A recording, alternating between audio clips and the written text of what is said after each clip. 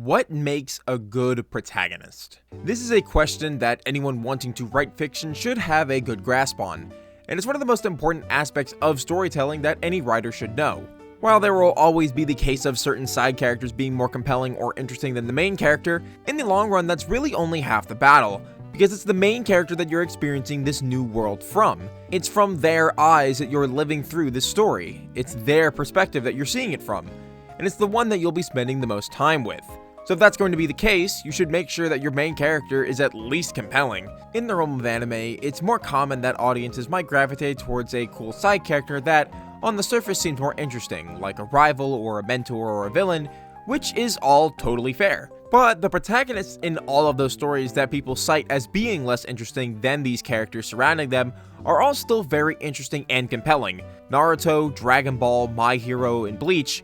While all of these stories may have secondary characters that people may gravitate to more, the main characters themselves are still very well written. And at the end of the day, it comes down to preference on that front. However, somewhat unique to the medium of anime, there is a trope that I see pop up pretty frequently that throws a wrench into this whole discussion. Something that relies less on proper writing and solid character work, and more about the visual splendor of watching a big strong man do big strong man things. And that's the overpowered protagonist. This trope is the most common in a lot of isekai anime, but there's also classics like One Punch Man that do this as well. And I'm not talking about main characters that are just super strong. I've seen people throw Goku into this category, which I just flat out disagree with. I'm talking about the guys that can basically solve an entire plot issue with little to no effort just by themselves. This isn't a trope that's just limited to anime. We see it over here in the West, like with Superman in DC and Vin Diesel in Fast and the Furious, but I'll mostly be talking about the anime side of things for this video, and one anime in particular. This trope is pretty popular among casual anime viewers, and it's easy to see why. It's fun watching a big strong guy mow down hordes of smaller enemies or one-shot a big scary villain with minimal effort, especially in a medium like anime where half the enjoyment comes from the visual splendor of the animation.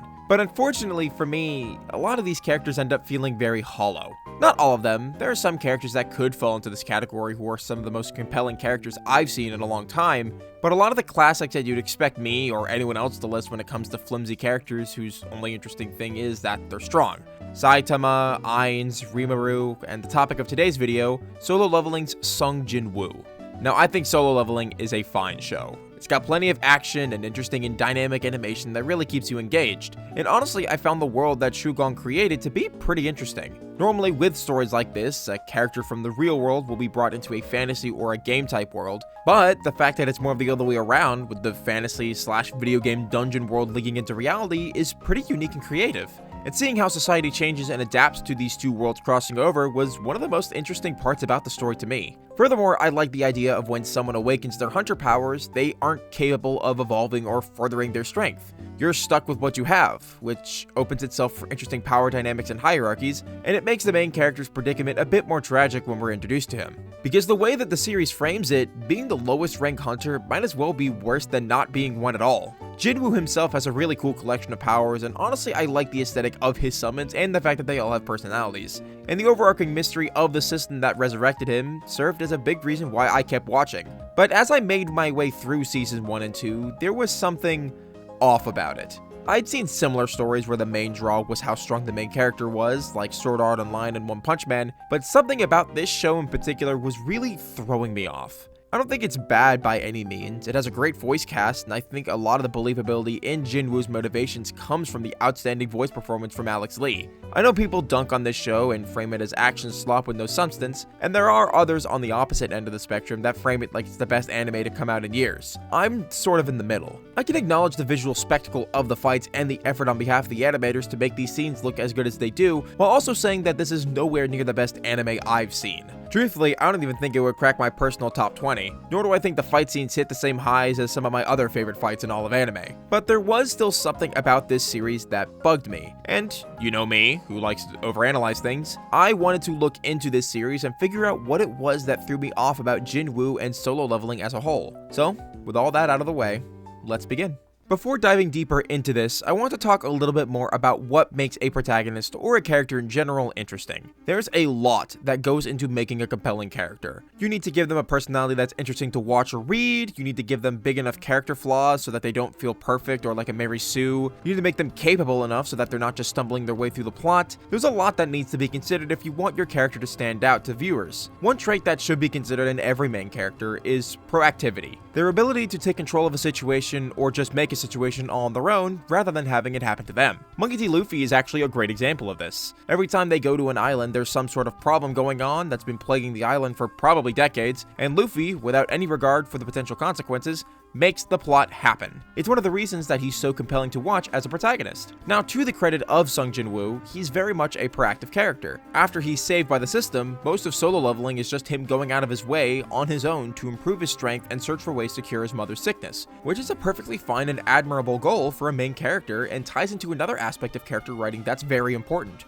relatability. Now, the concept of relatable main characters is sort of a slippery slope, because what one person might find relatable may be different to someone else. It's one of the main reasons why there's still discourse about Spider-Man portrayals even now. But as far as solo leveling goes, I'd say with reasonable certainty that most of you have had a decent relationship with your parents and siblings. So, if your mom was sick and you were the only one left to provide for your sister, would you make the same decisions that Jin-woo did? This aspect of his character that's established right at the beginning is the main humanizing aspect that makes him still feel like a real character, despite all of the aspects of him that make him feel like a power fantasy self-insert. Even after becoming a herald for this mysterious system that saved his life and is continuing to keep him alive, and slowly losing his grip on humanity as he is forced to kill not only monsters but other people, it's his drive to save his mother and keep his sister safe that keeps him grounded in a world full of magic, beasts, and rampant death that he's been forced to adapt to. This all culminates in the best scene in the series so far, when he's able to finally save his mom. After fighting monsters, humans, and some horrible combinations of both, after having to give in to his inner demons and his never-ending quest for strength, he was finally able to achieve his goal,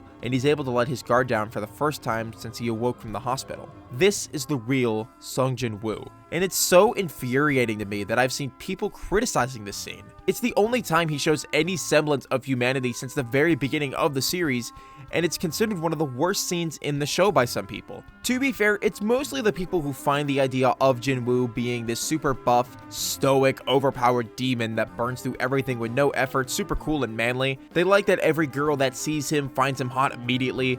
They like that he aura farms on every enemy he beats and how he styles on other hunters who've been in the game longer, and they don't like it when he shows any semblance of human emotion or empathy, because then they can no longer implant those ideals onto themselves, which speaks more to them than the quality of the show itself. So what's the issue here? Jin-woo seems to have all the makings of a decent protagonist. He's proactive, he has a sympathetic and admirable goal, he has interesting powers and an interesting moral dilemma, so why did I struggle to connect with this show the same way that others have? Well, it's the simple fact that while Jin-woo is a decently written main character, none of the other characters in solo leveling have been given that same treatment. I've spent a lot of time talking about how important main characters are, and I alluded at the beginning of this video to people who think that side characters are more interesting than the main characters most of the time. But putting those opinions aside, any good fan of fiction knows that the side characters are just as important, because if they aren't interesting or well fleshed out, the world can start feeling a little hollow. In the same way that people can lose interest in a show because the side characters are more interesting than the protagonist, the same can be said for the other way around. While the main character is our introduction to the world, and it's their story that we follow and get invested in, it's the secondary characters that help this world feel more alive. We get invested in their motivations and backstories as well, as their layers are slowly peeled back throughout the course of the story. They can either be a deuteragonist or a love interest, who's designed to be a foil to the main character and help cover their weaknesses. They can be a mentor, someone who's designed to show the protagonist and us the viewers the ropes of this new mysterious world,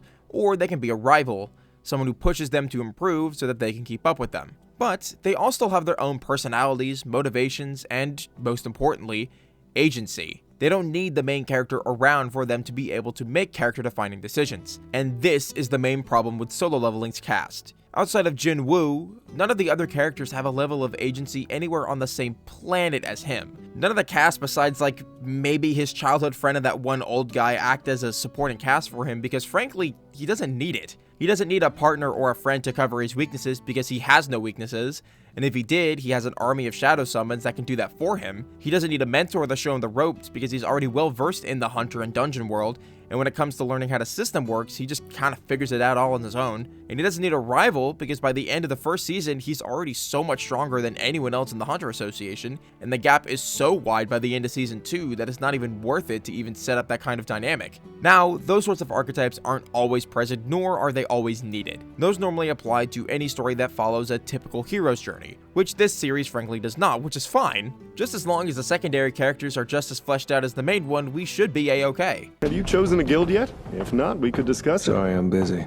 Yeah, once I pieced this realization together not too long after I finished the series, the entire thing started falling apart. I could not tell you anything about any of these characters, and frankly, the most interesting thing about them to me are the voice actors who played them. This guy's played by Vegeta, this guy's played by Brooks, this one's played by Deku, she's played by Yamato, and she's played by the girl who gave me depression. The more I think about it, I think the main reason this revelation didn't hit me at first was because the voice cast was so talented that I didn't initially pick up on the fact that a lot of these characters are sort of one note. The guy Ian Sinclair plays was cool, I thought. His fire aesthetic I found fun to watch, but that was all I really got out of him. We don't delve into his backstory, his motivations are touched on briefly, but are never really explored. He's just this very charismatic guy who's in charge of this big hunter org, and nearly gets wiped out by Beru at the end of season 2. Same could be said for the rest of the high-ranking hunters. We spent a decent amount of time with them, all things considered, but all of that time is rarely dedicated to fleshing them out as characters. It's mostly to hype up Jin Woo or just spout out exposition. We're given this hint at a long-lasting relationship between Christopher Sabat's character and this white mage guy, but we barely have time to flesh that out before he's just no-scoped by the bootleg Chimera Ant. One Punch Man I feel like did a really good job of approaching this exact same concept. While the main hook of the story is the same, Saitama is just this hero that can beat anything in a single punch, the author goes out of his way to focus a lot of his time on developing the side characters, and seeing how they react to seeing Saitama's absurd strength and how they use that to improve their own personal growth. Saitama will always likely be the one to deliver the final blow on whatever bad guy is causing trouble that week. It's the development of the side characters that we really care about, which is something that solo leveling just fails to do. Going back to the ant monsters, that's another thing about this series that I thought was just so strange. The entire plotline with the Ant Monster Island I found to be so besides the plot. It had no relevance to Jinwoo or his story, he had zero personal investment in it outside the fact that the ants were going to destroy the island he lived on, but it remained a consistent plot point throughout both seasons. It's considered a big threat, which they do a decent job of setting up, but why should we care about it if we know Jinwoo will be strong enough to handle it all anyways? It's mostly for the solace of this group of hunters that we spend a lot of time with, but zero of that time was spent at actually fleshing them out. I think the fact that this took place several days after Jinwoo's fight at the top of the demon tower to save his mom was a missed opportunity to implement some conflict and stakes into the mix. If both were happening at the same time, maybe there'd be a conflict of if Jinwoo would be able to get out of the dungeon in time in order to make the save on the rest of the hunters. And since he was already winded from fighting Baren, he might have struggled a bit more against Beru. And after all that's said and done, you could end the season with him reviving his mom. Just some way of implementing some stakes and tension into the mix.